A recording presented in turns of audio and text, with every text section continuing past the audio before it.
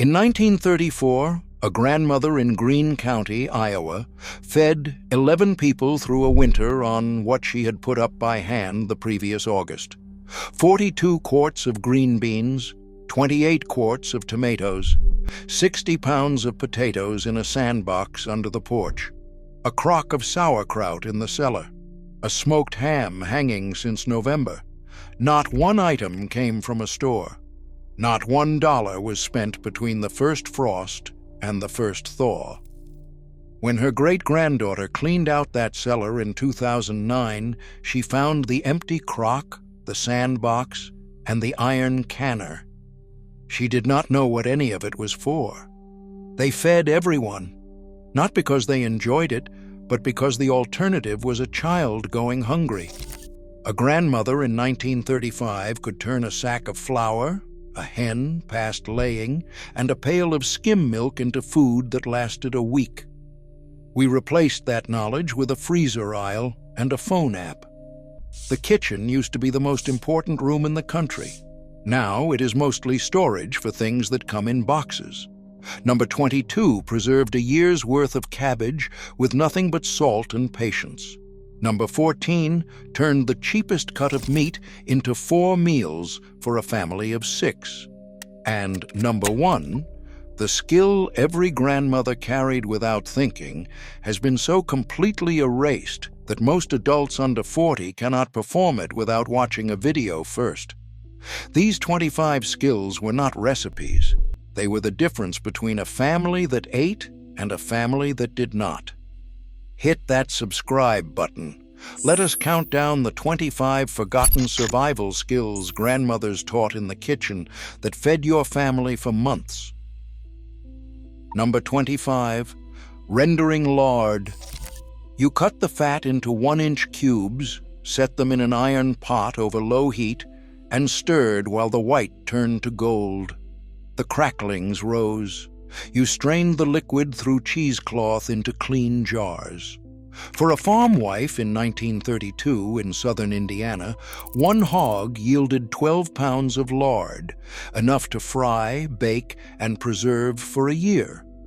Until 1911, when Crisco arrived, and food companies spent 2 decades teaching women that animal fat was primitive, every kitchen rendered its own. Not a product, a harvest. Number 24, salt curing pork. You rubbed coarse salt, brown sugar, and saltpeter into every inch of the meat, packed it into a cedar box, and turned it every 5 days for 6 weeks.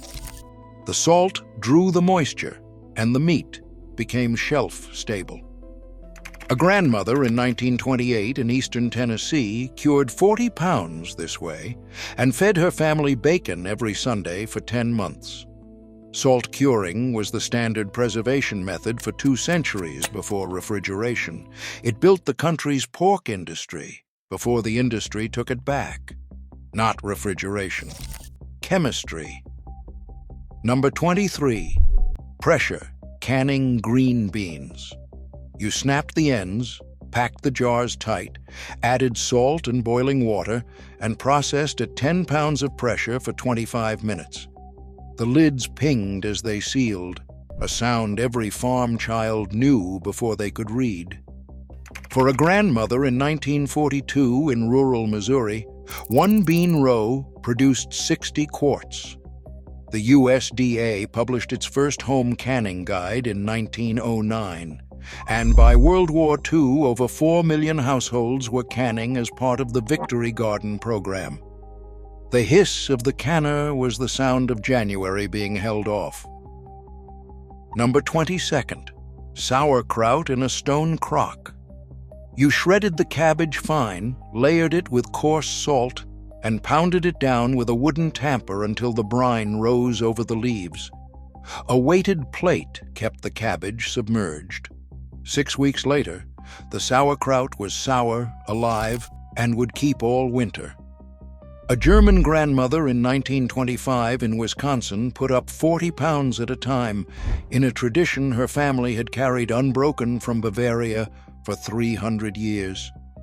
The crock was older than she was. The bacteria did the work, She just kept the salt right. Number 21. Drying apples on a string. You cored and sliced the apples thin, threaded them on cotton string, and hung them across the kitchen above the stove. 3 weeks of warm, dry air shrank them to leather. Stored in cloth sacks, they kept 18 months. For a mountain grandmother in 1936 in North Carolina, 2 bushels became winter pies and stewed fruit in oatmeal. Apple drying was so common in Appalachia that county fairs held competitions for the cleanest strings, a domestic skill judged with the seriousness of livestock. The apple did its own preserving once the water left. Number 20. Stretching a chicken across 3 meals. You roasted the bird Sunday, picked the carcass clean Monday for chicken and dumplings, and boiled the bones Tuesday for the stock that became Wednesday's soup. Not a scrap was wasted. For a Depression-era grandmother in 1934 in Ohio, 1 3-pound hen fed 7 people across 4 days. The 1933 USDA Bulletin, stretching the family food dollar, devoted 12 pages to making 1 chicken last a week. She did not call it meal planning. She called it not throwing food away. Number 19. Sourdough starter. You kept a crock of fermented flour and water on the back of the stove, fed it daily, and used a cup of it every morning to raise the day's bread. No yeast packets, no measuring. The starter was passed mother to daughter for generations. A grandmother in 1920 in Pennsylvania kept hers alive for 41 years. Commercial baker's yeast did not become widely available until the 1940s. Before that, every loaf in the country rose because some woman had kept a starter alive longer than most marriages last. Hers fed 5 generations. The crock is still on a shelf in her great-granddaughter's kitchen in 2026. Number 18. Hot water bath tomatoes. You scalded them, slipped the skins, packed them whole into quart jars with salt, and boiled the jars for 45 minutes. The seal was a kissing sound as the lid pulled down, the small mechanical voice of a season being saved. For a farm grandmother in 1938 in central Illinois, 1 tomato patch yielded 100 quarts. Home canning peaked in 1943, when the War Food Administration estimated that home canners put up 4 billion jars in a single year, more than the entire commercial industry combined. The garden ended in October. The garden fed the family until June. Number 17. Cottage cheese from soured milk. You let the milk clabber on the back of the stove until it separated, drained the curds through cheesecloth, salted them, and pressed out the whey. 20 minutes of attention. 2 pounds of fresh cheese from a gallon that was about to go bad. A grandmother in 1930 in Kentucky never wasted a drop of milk in her life. Before mechanical refrigeration reached rural America in the 1940s, clabbering was not a recipe. It was the universal answer to milk on its 3rd day. Sour milk was not spoiled. It was the next thing. There are women alive right now whose hands remember things that have no written record. A grandmother in eastern Pennsylvania is 91 years old. She can put up 40 quarts of tomatoes in an afternoon, render lard without a thermometer, judge bread dough by the way it pulls back from her thumb, and cook a meal for 15 with 3 ingredients and a pound of bones. She learned it standing on a stool next to her own grandmother, who learned it from hers. When she dies, the stool will be empty. The recipes are written down, the hands are not. And the hands were the whole thing. Number 16. Pickling cucumbers in brine. You scrubbed the cucumbers, packed them in a crock with dill, garlic, and grape leaves, and covered them with brine strong enough to float an egg.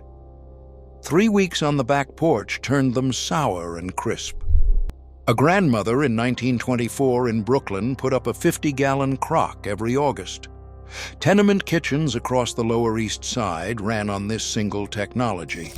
Fermentation crocks were brought from Eastern Europe in steamer trunks and kept on fire escapes when the apartment was too small.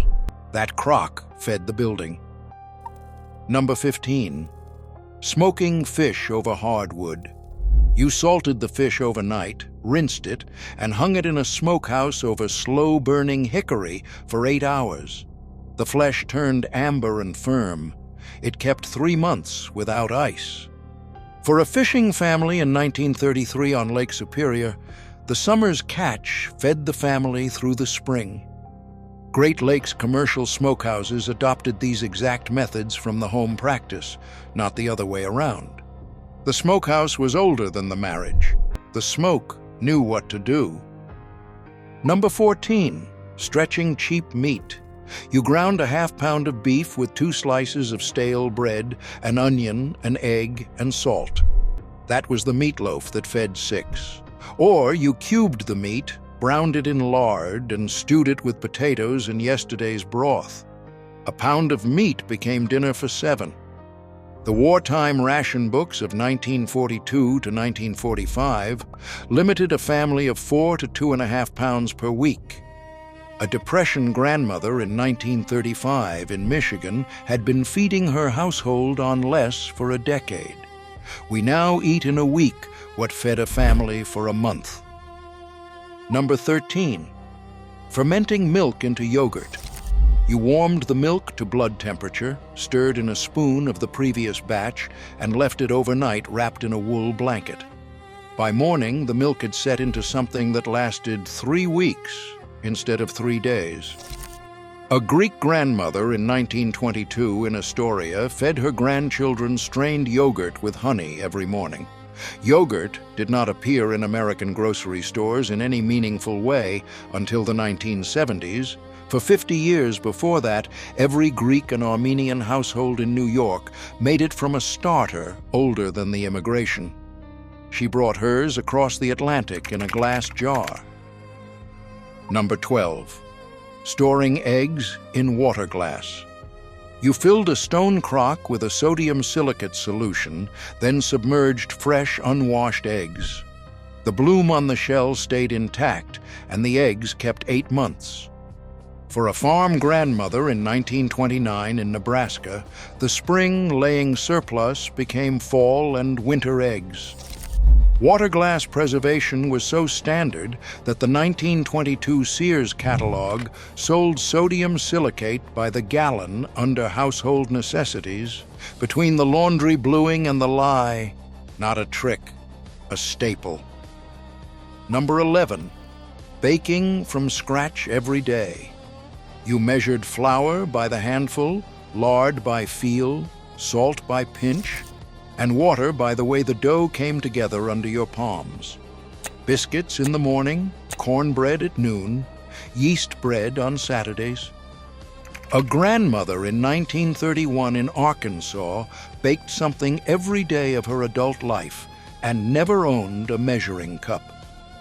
The Federal Bureau of Home Economics, founded in 1923, spent 2 decades trying to convince farm women to use standardized measures, but most refused because their hands were already calibrated by 20 years of making the same dough. Not stubborn, accurate. Number 10. Jam without pectin. You cooked the fruit with sugar over low heat, stirring constantly until a spoonful set on a cold saucer. The natural pectin did the work. No box, no packet. A grandmother in 1927 in Vermont put up 60 jars every June.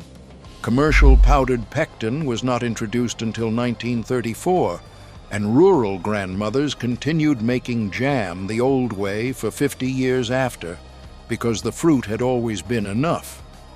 When the last jar was empty, June came around again. Number 9. Foraging wild greens in spring.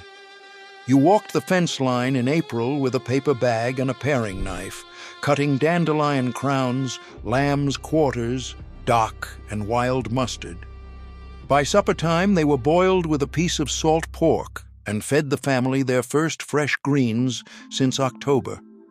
An Appalachian grandmother in 1937 in Kentucky knew 31 wild edibles by sight and could feed her family for 2 weeks on what she gathered between the porch and the creek. The greens cost nothing. The knowledge cost a lifetime. In 1900, the average American woman spent 44 hours a week on food preparation and household production, and that labor fed her family on roughly 15% of household income. By 2023, the average household spends 13% on food, but 85% of that food is processed, packaged, or prepared by someone else. The percentage looks the same. The dependency does not. In 1900, a family ate because a woman knew how to feed it. In 2026, a family eats because a supply chain delivers to a refrigerator. When the supply chain breaks, and it has 3 times in the last decade, the family discovers that the knowledge that used to live in the kitchen is no longer in the building. You skimmed the cream, let it sour slightly, and shook or churned it until the buttermilk separated from the butter. You washed the butter in cold water, salted it, and pressed it into a wooden mold. A farm grandmother in 1926 in Wisconsin made 2 pounds a week with her hands. Until the 1920s, more than half of American butter was home-churned, and the commercial creamery industry spent 30 years and millions of advertising dollars convincing women to stop. Not labor saved, labor sold. Number 7, a pot of dried beans. You sorted them on the kitchen table, picked out the stones, soaked them overnight, and simmered them all day with a ham hock and an onion. 1 pound fed 8 people and cost less than a nickel. A grandmother in 1933 in Texas put a pot of pintos on every Monday and black-eyed peas every Friday for 60 years. Through the entire Depression, dried beans were the second most consumed food in the American South after cornbread. The beans were not a side, they were the foundation. Number 6, soup stock from bones.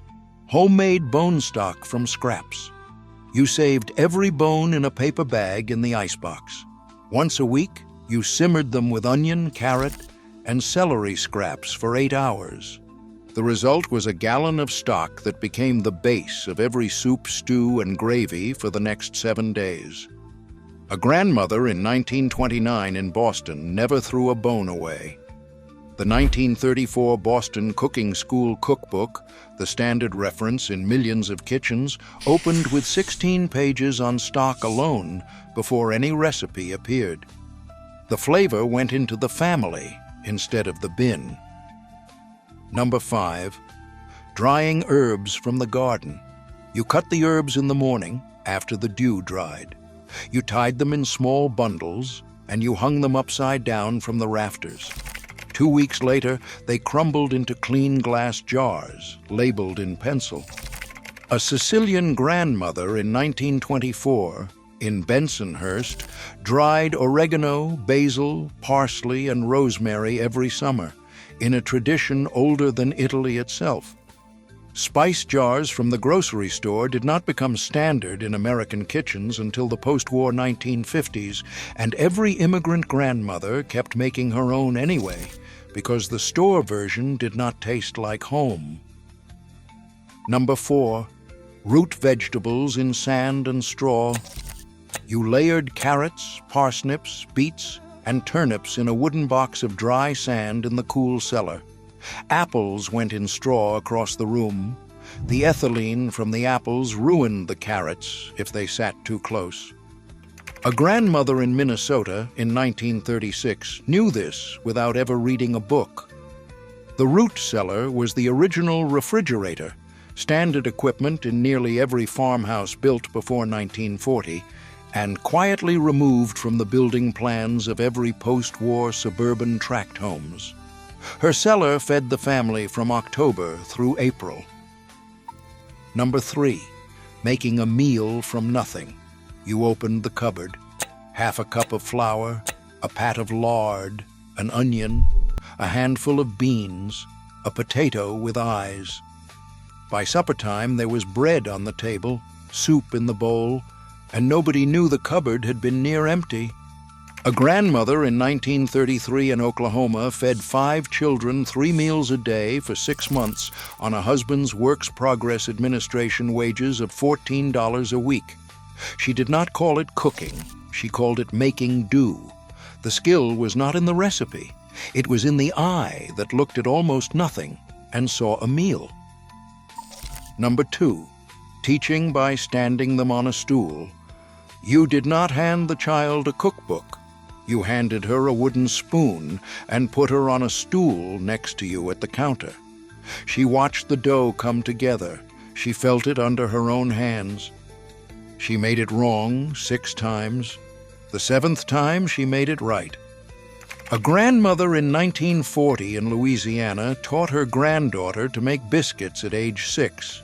That granddaughter taught her own granddaughter at age 60. Home economics was not a school subject in those kitchens. It was the kitchen itself. Number 1, knowing the kitchen was the survival of the family. That was the whole thing. The kitchen was not a room, it was a position. The grandmother who stood at that stove understood that what came out of her hands was the difference between a family that ate and a family that did not. She did not need a book. She did not need a permit. She needed flour, fat, something from the garden, and the absolute certainty that she could feed everyone in the house with what was already there. Not a meal, a guarantee. That certainty was the skill. Every other entry on this list was just a tool that certainty used. These women were not chefs. They were the operating system of the household, and the operating system was a person. Everything she knew, she had learned by standing next to another woman who knew it. Everything she did because the alternative was a child going to bed hungry.